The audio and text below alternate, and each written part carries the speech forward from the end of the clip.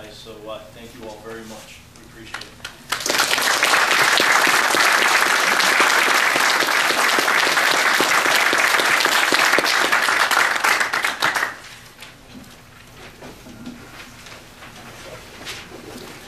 By the way, we're very proud of all of you. Very, very much. Thank you. Thank you.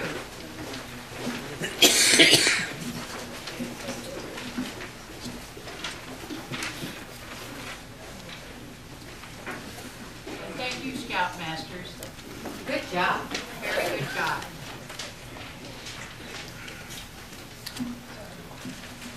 Okay, we have Peter Manning here from the Catskill Mountain Scenic Byway Management Plan. I would like to discuss this whole plan. I believe Helen Chase is part of this deal here, and it's all yours. Thanks for the opportunity to address the board. I'm Peter Manning. I'm the regional planner with the Catskill Center for Conservation and Development. What I thought I would do is just kind of go over the history briefly, talk a little about what a scenic byway is, talk about where we're at in the process, and then turn it back over to you. And I will recognize the two Olive designees in a moment. As I said, I'm the regional planner. I've been the regional planner since late 2007, and that marked a shift in the Catskill Center's planning program from community planning to regional planning. So the difference is, instead of focusing in one community, you try to work with several communities at once. So in early 2008, I came to several communities on this Route 28 corridor from Olive up to Andes. At that time there were 6 communities, and then a 7th joined. And that's when I came to you and asked you a favor, essentially. I told you what my job was, and I asked if you would designate 2 people from the town to engage in what we called intermunicipal or regional dialogue. You did so. You appointed Helen Chase and Robert Selkowitz, and they remain on this Central Catskills Collaborative today. So it's going back a few years. Once all the communities, and then a 7th joined later, that would be the town of Hurley. Once all the communities came together, we had our first meeting and we adopted several recommendations, including explore the creation of a scenic byway for Route 28. Also at that time, 2008, New York State DEC had funding for us to do this project. So we were pretty happy about that. However, by the end of 2008, DEC had no funding. But what we had was 7 communities who wanted to undertake the project. So at that point, we spun on the dime and we applied to the Catskill Watershed Corporation to continue to nominate this Route 28 Scenic Byway. The difference was the Catskill Watershed Corporation funding was about 1/4 of the amount.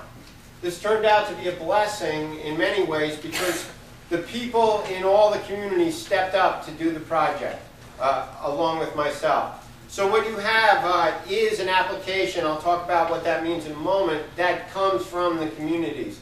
And really that's the best kind of a scenic byway when the communities themselves express to the state of New York in the application what makes their communities and this whole corridor special. So let's talk a little about what a scenic byway is. New York State says it's a road with a story to tell. They also say it's a corridor with regionally outstanding resources or qualities: scenic, recreational, cultural, historical, or natural. If a string of communities along a road anywhere in New York State wants to nominate a byway, it needs to have one of those 5 things. What we found out in this project is we have all 5, and we have lots of great qualities. A scenic byway is also a catalyst for intermunicipal cooperation, and we've seen that to be true with the Central Catskills Collaborative. We meet pretty much monthly. We've had over 30 meetings, and the people from the communities have really gotten to know each other. Scenic Byway allows you to package and promote your resources. It's an economic development through tourism tool, as the state program director told us. If you get designation, it's also a piece of legislation signed into law by the governor. And with that, you get increased recognition by the state of New York in different ways. You become eligible for funding from the federal government, which is, these cycles are still alive and well. But you also get recognized by the state because they see that a group of communities is working together. So what do you need to do to get designated?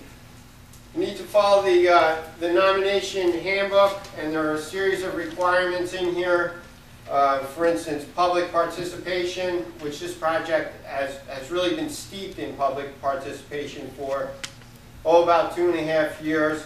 You need to have a vision and goals statement. You need to demonstrate to the state of New York how you're going to take this project forward, how you're going to work together to do so, and there's a series of other requirements. When you put all this together, it's an application, but it's also called what's known as a corridor management plan. This document was finished this fall, and all the members of the group have endorsed it. And among the final steps are, in fact, the nominating resolutions from each of the sponsoring governments. And that's why I'm here tonight. Some time ago, I had provided the board members with a copy of the corridor management plan, and as well as the resolution. So that brings me here tonight about 3 years or so after I first was here to start the group. So that's a thumbnail sketch. I'll leave it at that, and if the board has any questions or you would like more information, I'm happy to provide it. What is the time limit on this as far as our action is concerned? No time limit whatsoever. However, we've been working on this project, as I say, 2.5 years or so, and I know the members and others are eager to get it packaged up to the state, but there's no imminent time limit here at all. The reason I ask that is, needless to say, the last 2.5 months have been kind of hectic for all of us, and between FEMA and everyone else. And I personally browsed through it, but I didn't read the whole thing, and I know some of the other board members are in the same boat. But I'll let them speak for themselves. But I was just wondering if that was the case. No, it's your discretion. Now, there was a thing about, I believe, you want to talk about that? I believe Shandaken has a problem with the signs. What is that all about? Or don't you want to go into it? No, we need to go into everything, any questions you have. And I should have mentioned this, however, because you're inside the Catskill Park, it doesn't apply. Across the state of New York, if again, a group of communities gets a designated scenic byway, one thing that they lose, or a drawback, or a regulation, either one of those terms apply, is you are no longer allowed to have off-premise signage. Off-premise signs are essentially billboards, but when we think of billboards, we think of something like the size of that picture. Well, this is a little small, but an off-premise sign could be, 2 by 3, and essentially what off-premise refers to is the advertisement for a business that is not on the property where the sign is. So that would be something you would give up if you were designated a scenic byway. However, inside the Catskill Park, that law is already in effect. And then you may say, well, why do we have all the billboards on Route 28? Those were grandfathered in when the law was created. So that's the story with the signs, and when Shandaken asked me, I explained it to them, and as we got talking about it, they said, but people put these